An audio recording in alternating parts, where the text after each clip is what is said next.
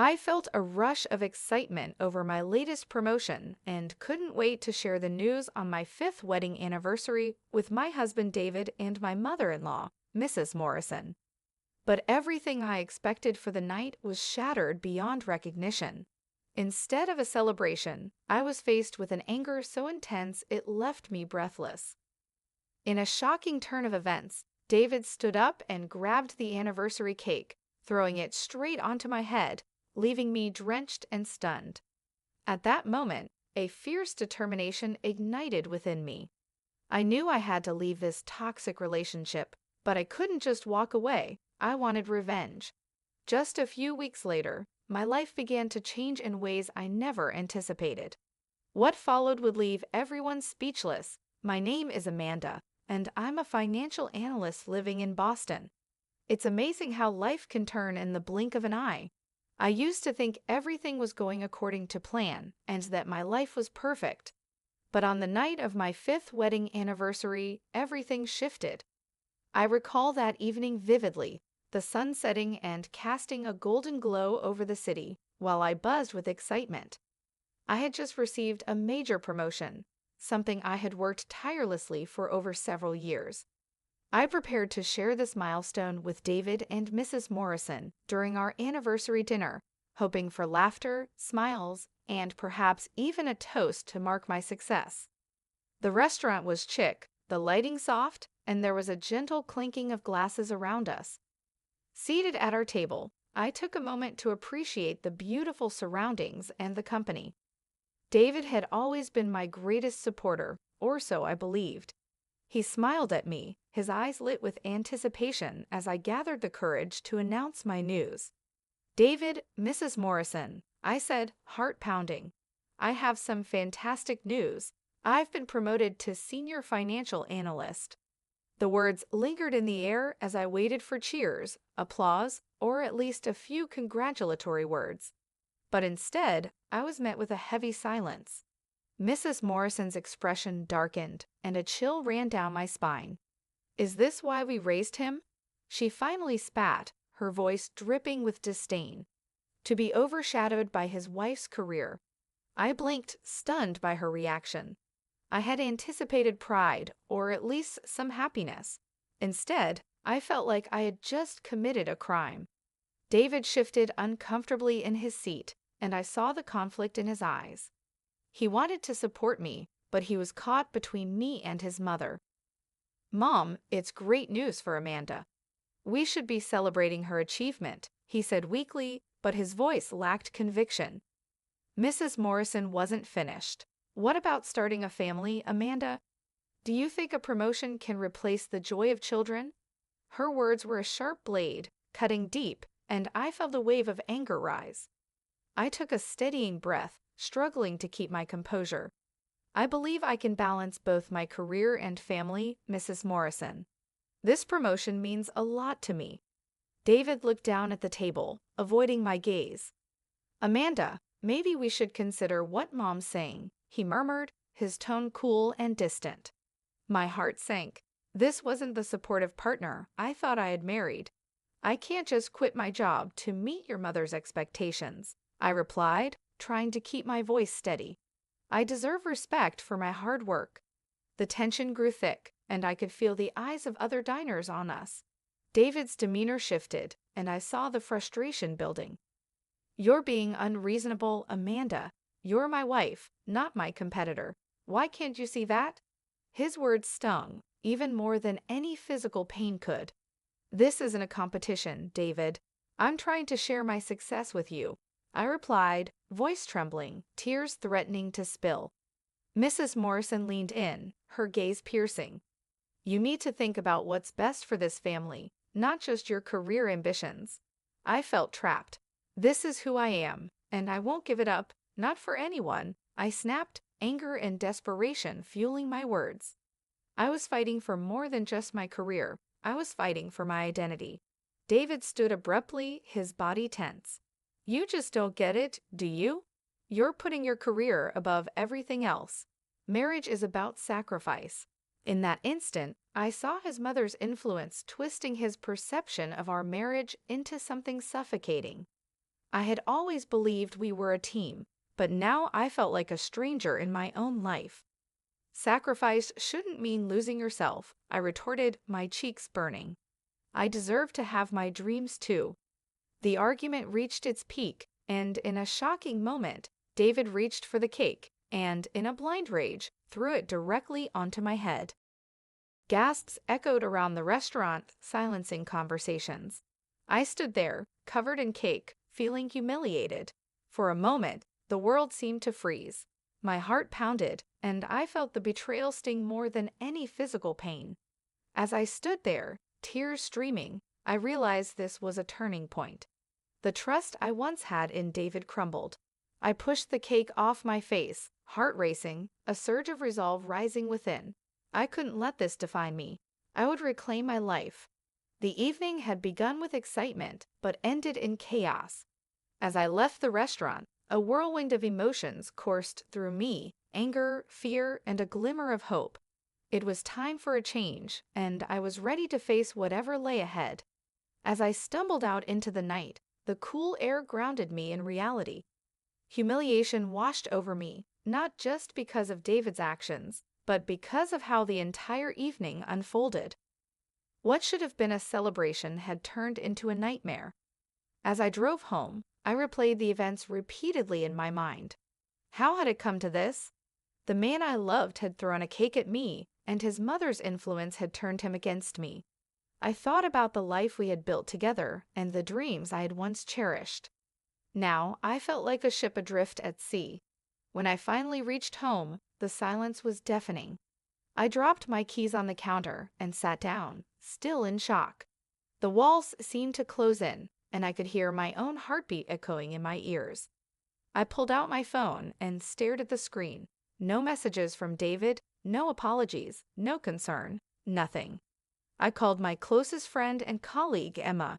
I needed someone to talk to, someone who would understand. After a few rings, she picked up. Amanda, is everything okay? Her voice was filled with worry. No, Emma, it's not. You won't believe what just happened, I stammered, my voice trembling. What happened? Are you all right? She pressed. I took a deep breath, steadying myself. I announced my promotion at our anniversary dinner, and everything spiraled out of control. Mrs. Morrison lashed out, and then David. He threw the cake at me, I whispered, disbelief still coloring my tone. A heavy silence hung in the air for a moment. Oh my God, Amanda, are you hurt? She asked, alarm rising. I'm fine physically, but emotionally, I don't know. I feel like everything I believed about our marriage has crumbled, I admitted, my voice breaking. Listen, you need to get out of that situation. You don't deserve to be treated like this, Emma said firmly, her words a lifeline pulling me back from the edge of despair. I know, but it's complicated. We've been together for years, and I thought we were happy, I replied, voice cracking under the weight of emotion. Sometimes the people we love can change, especially under pressure. You need to think about what's best for you now, she urged gently. As I listened, a wave of realization washed over me. I had sacrificed so much for this relationship, and now I was left feeling lost and alone. I think I need to speak to a divorce attorney, I whispered finally, the words tasting foreign yet strangely liberating. Do it. I'll be here for you every step of the way, Emma assured me. You deserve happiness. After hanging up, I felt a mix of fear and determination. The thought of taking that step terrified me, but it was also empowering. I knew I had to reclaim my life, and that meant making hard choices. The next morning, I woke up with a heavy heart, but a clearer mind. I called a divorce attorney recommended by Emma. Hello, my name is Amanda. I need to file for divorce, I said as soon as the call connected. Understood.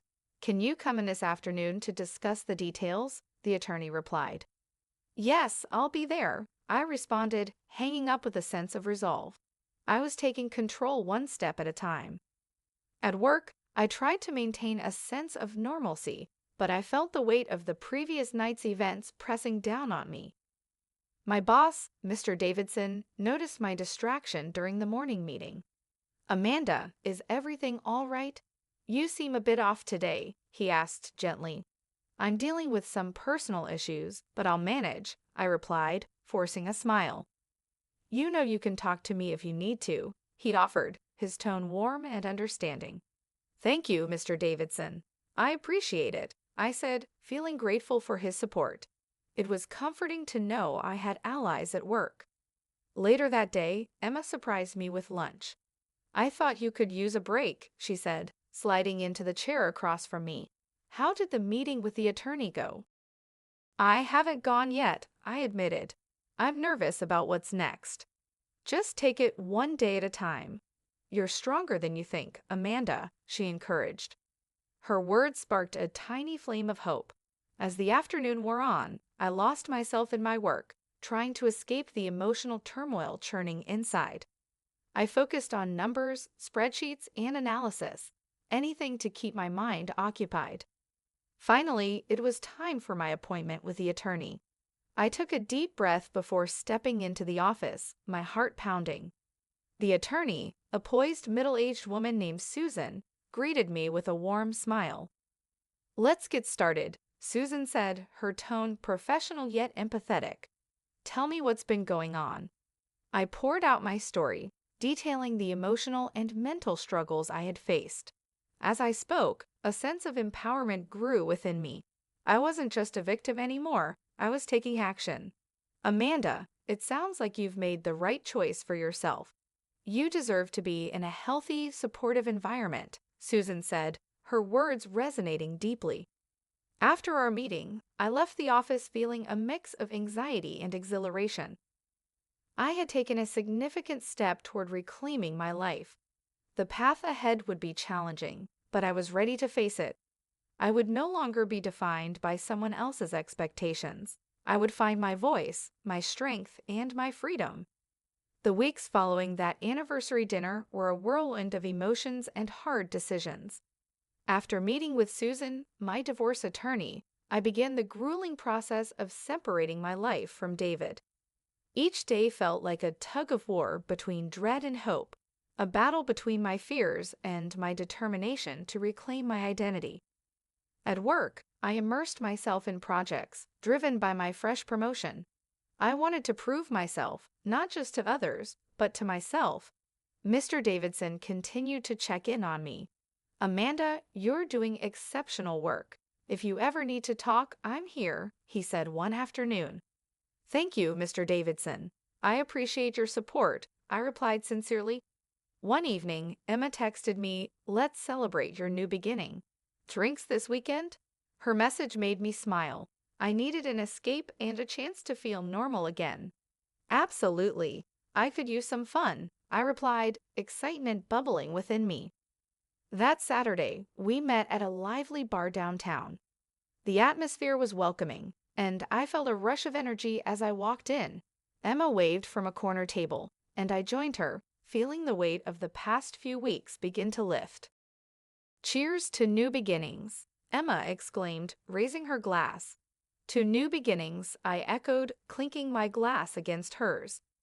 We chatted about work, my promotion, and the future. I revealed my plan to start a mentorship program for young women in finance. "I want to help them navigate the challenges I've faced," I shared. "That's a brilliant idea. You'd be an amazing mentor," Emma encouraged. As the evening went on, I felt lighter and more like myself again. I was rediscovering my passions and dreams.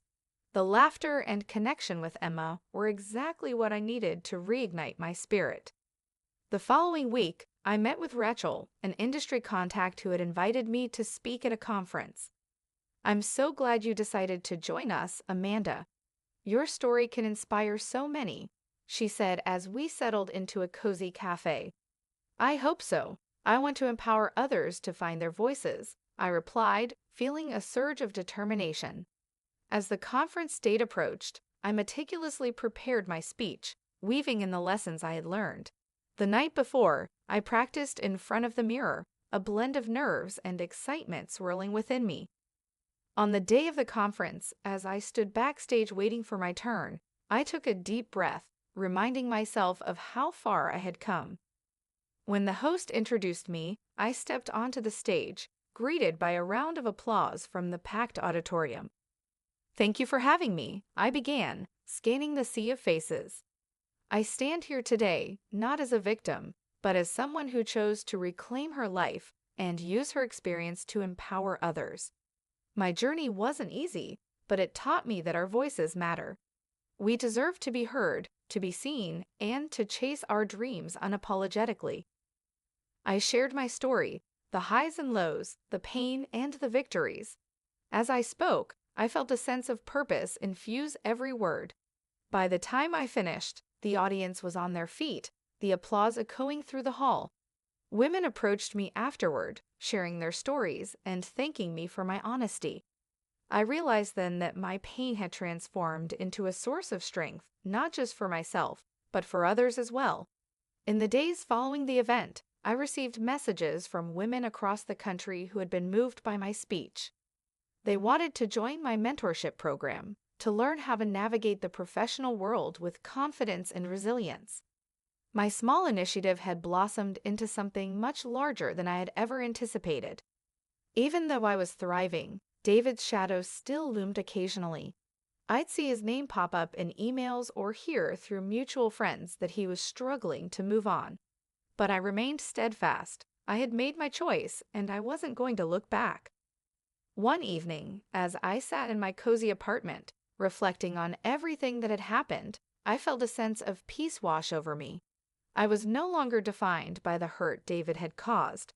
I had built something meaningful, not just for myself, but for others too. My life was full of purpose, and I had found my voice again.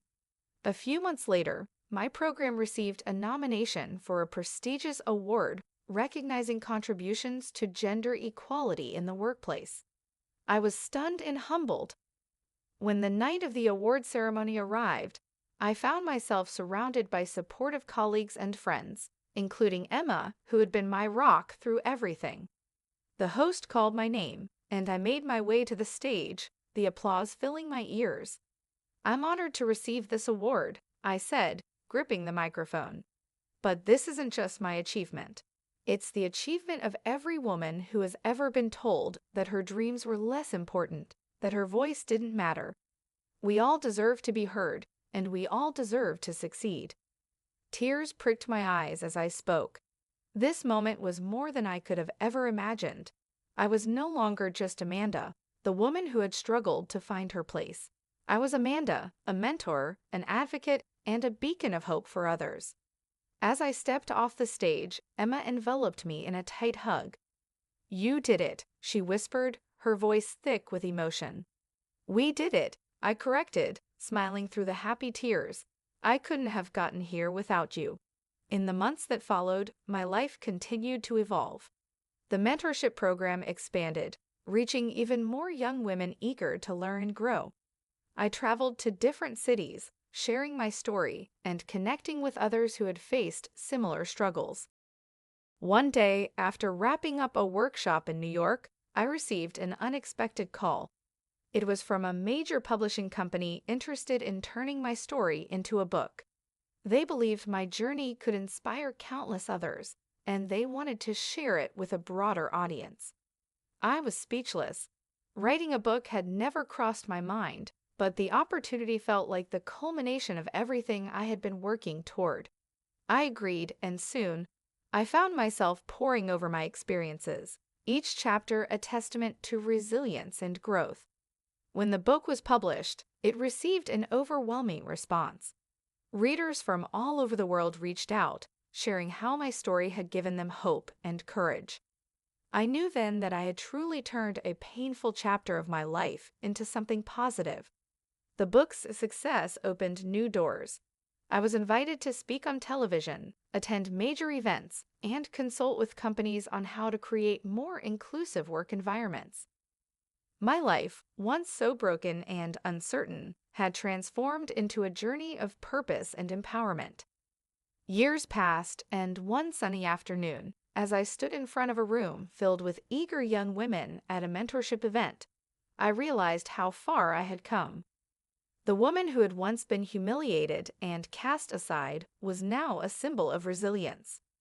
I had reclaimed my life, found my voice, and in the process, had become a guiding light for others. Looking out at the sea of faces, I felt a swell of pride and gratitude.